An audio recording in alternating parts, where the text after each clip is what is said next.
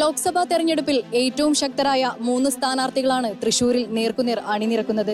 ഇടതുമുന്നണിക്ക് വേണ്ടി മുൻ മന്ത്രി VS സുനിൽകുമാർ, BJPക്ക് വേണ്ടി നടനും BJP നേതാവുമായ സുരേഷ് ഗോപി, കോൺഗ്രസിനു വേണ്ടി അന്തരിച്ച മുതിർന്ന നേതാവ് K കരുണാകരന്റെ മകൻ K മുരളീധരൻ. ഇവരിൽ ആർക്കൊപ്പമാണ് വിജയമുണ്ടാവുക എന്ന് ജനങ്ങൾ തീരുമാനിക്കട്ടെ.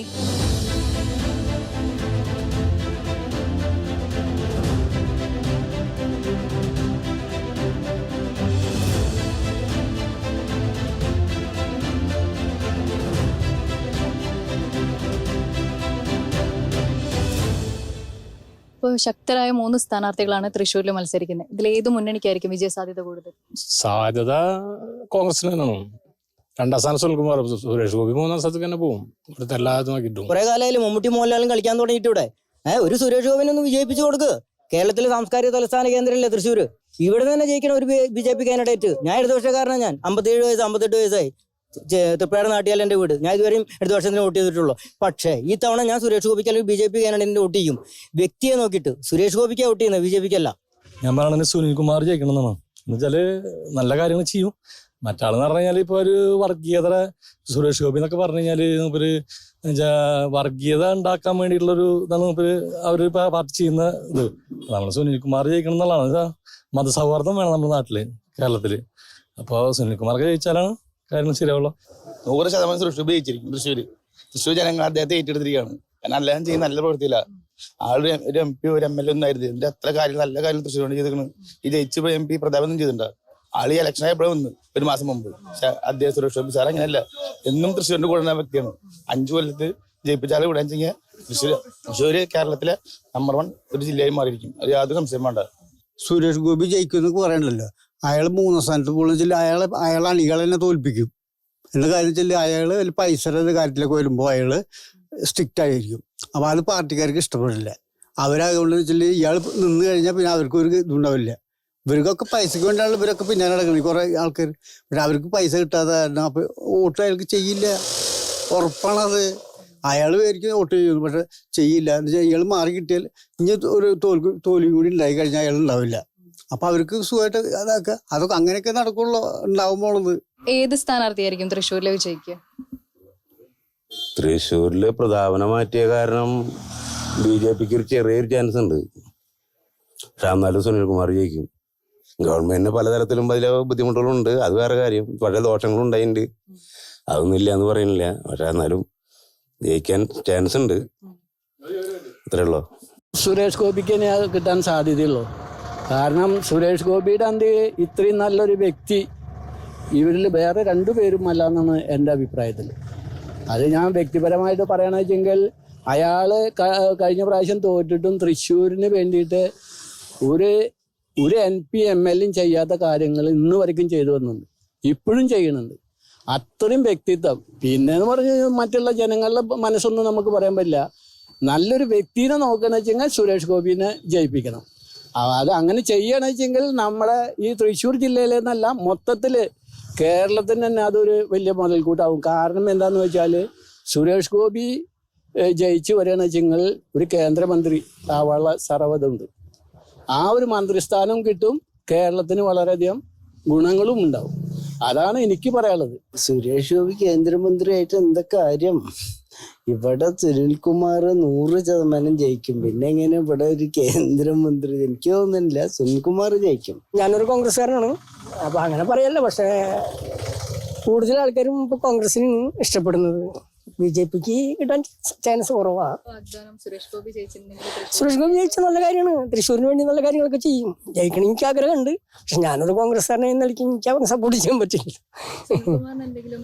സുനിൽകുമാർ ഇപ്പൊ ഇവർ ഈ ഉണ്ണിയാടൻ ജയിച്ചപ്പോൾ തോട്ടന്മാര് ചിലപ്പോ സുനിൽകുമാർ ജയിച്ചു വരാൻ സാധ്യതയുണ്ട്. ഇവരെ വോട്ട് അങ്ങനെ സ്പ്ലിറ്റ് ആവില്ലേ?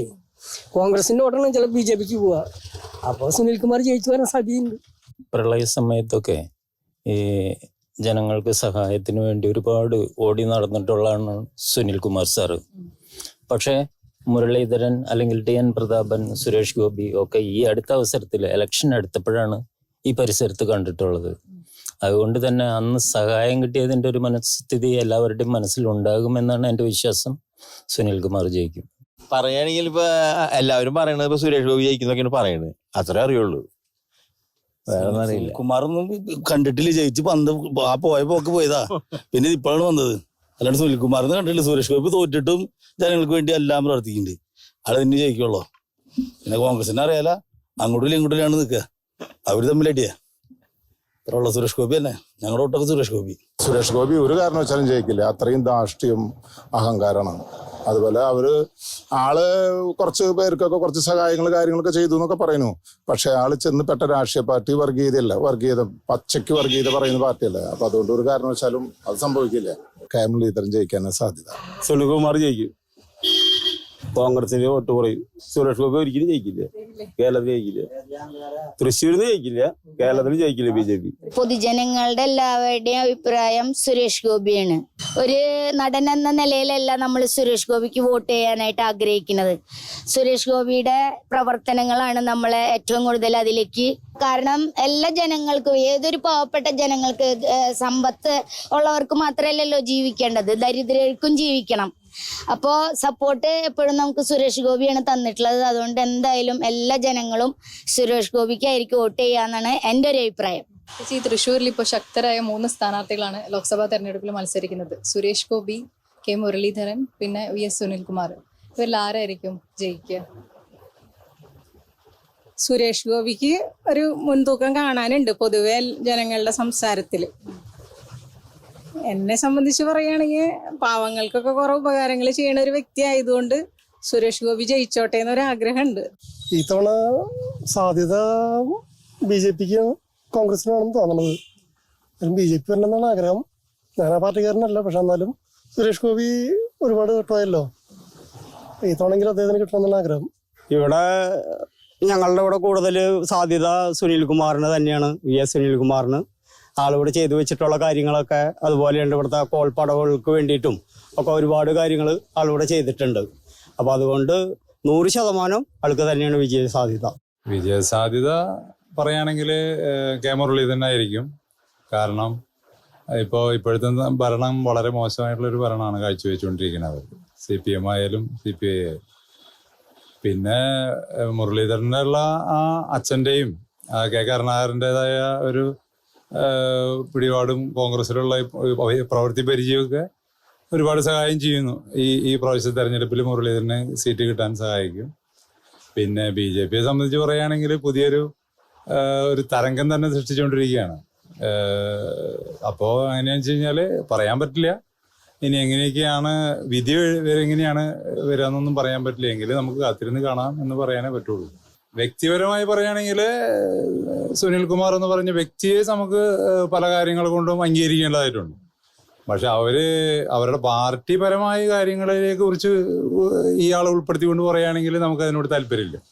കഴിഞ്ഞ ഭരണം തന്നെ നമുക്ക് കേരളത്തിൽ വളരെ മോശപ്പെട്ട ഒരു ഭരണം കാഴ്ചവെക്കുകയും അങ്ങനെയൊക്കെ ഒരുപാട് ജനങ്ങളെ ബുദ്ധിമുട്ടിക്കുകയും, ഇപ്പോൾ പെൻഷനായാലും ശരി, അതുപോലെ തന്നെ ഓരോ സാധനങ്ങളുടെ വിലക്കയറ്റം, അതുപോലെ തന്നെ കേസ് രാഷ്ട്രീയപരമായിട്ടുള്ള അല്ലെങ്കിൽ ഈ മന്ത്രിമാരുടെ കേസുകൾ, പൂഴ്ത്തിവെപ്പ് കാര്യങ്ങൾ, ഇതൊക്കെ വെച്ച് വരുമ്പോൾ ജനം മടുത്ത ഒരു രാഷ്ട്രീയമാണ് ഇപ്പോൾ നമ്മൾ നീങ്ങിക്കൊണ്ടിരിക്കുന്നത് ഈ CPM-ന്റെ. ലോക്സഭാ തെരഞ്ഞെടുപ്പിൽ ഏറ്റവും ശക്തരായ 3 സ്ഥാനാർത്ഥികളാണ് തൃശ്ശൂരിൽ മത്സരിക്കുന്നത്. അപ്പൊ അതിൽ ഏത് മുന്നണിക്കായിരിക്കും വിജയ സാധ്യത കൂടുതൽ? മുന്നണി എന്ന് പറഞ്ഞാൽ ഇവിടെ 3 ഒപ്പത്തിനൊപ്പം നിൽക്കും. എങ്കിലും വ്യക്തിപരമായിട്ട് ഞാൻ പറയുകയാണെങ്കിൽ സുരേഷ് ഗോപിക്കാണ് ഏറ്റവും മുൻതൂക്കം കാണാൻ സാധ്യത. ഓക്കെ, ശക്തമായിട്ടുള്ളൊരു തേരാളി. ഓക്കെ, സത്യം പറഞ്ഞു കഴിഞ്ഞാല് ഒരു രാഷ്ട്രീയ പാർട്ടികളോടും ഇന്ന് മമത പാടില്ല ഒരു പൗരന്. കാരണം ആ പൗരന്റെ യഥാർത്ഥത്തിലുള്ള ധർമ്മം ആ രാഷ്ട്രീയത്തിൽ വിശ്വസിക്കുന്നവരോട് എന്നെ നഷ്ടപ്പെടും. ഞാനൊരു അഭിപ്രായക്കാരനാണ്. പഴയ രാഷ്ട്രീയമല്ല, ഇന്നത്തെ രാഷ്ട്രീയം ശരിക്കും അങ്ങനെയാണ്. ഒരു രാഷ്ട്രീയ പാർട്ടിയിലും അന്ധമായിട്ട് വിശ്വസിക്കും വേണ്ട, അവരോട് അടുപ്പവും വേണ്ട എന്നാണ് എൻ്റെ വ്യക്തിപരമായ അഭിപ്രായം. നമ്മുടെ മനസ്സിന് അന്ന് ആ ഒരു വിനിയോഗം നമുക്ക് തന്നിട്ടുണ്ടല്ലോ ഭരണഘടന. അതെങ്ങനെ വിനിയോഗിക്കുന്നത്? അന്നത്തെ മനസാക്ഷി അന്ന് നമ്മളോട് എന്ത് പറയണു അതിനനുസരിച്ച് അന്ന് പ്രവർത്തിക്കുക. Do it. സുരേഷ് ഗോപി തൃശ്ശൂർ എടുക്കുമോ അതോ മുൻമന്ത്രി VS സുനിൽകുമാറിനൊപ്പം തൃശ്ശൂരിലെ ജനങ്ങൾ നിൽക്കുമോ? പത്മജ BJPയിൽ ചേർന്നതോടെ കെ മുരളീധരന് സീറ്റ് നൽകിയ കോൺഗ്രസിന്റെ തന്ത്രം തൃശ്ശൂരിൽ വിജയിക്കുമോ? ശക്തമായ ത്രികോണ മത്സരത്തിലൂടെയാണ് തൃശ്ശൂർ മണ്ഡലം കടന്നുപോകുന്നത്. ഇതിൽ ആര് വിജയിക്കുമെന്ന് നമുക്ക് കാത്തിരുന്നു കാണാം. ക്യാമറമാൻ നെവിലിനോടൊപ്പം അയന MJ, ഷെക്കേന ന്യൂസ്.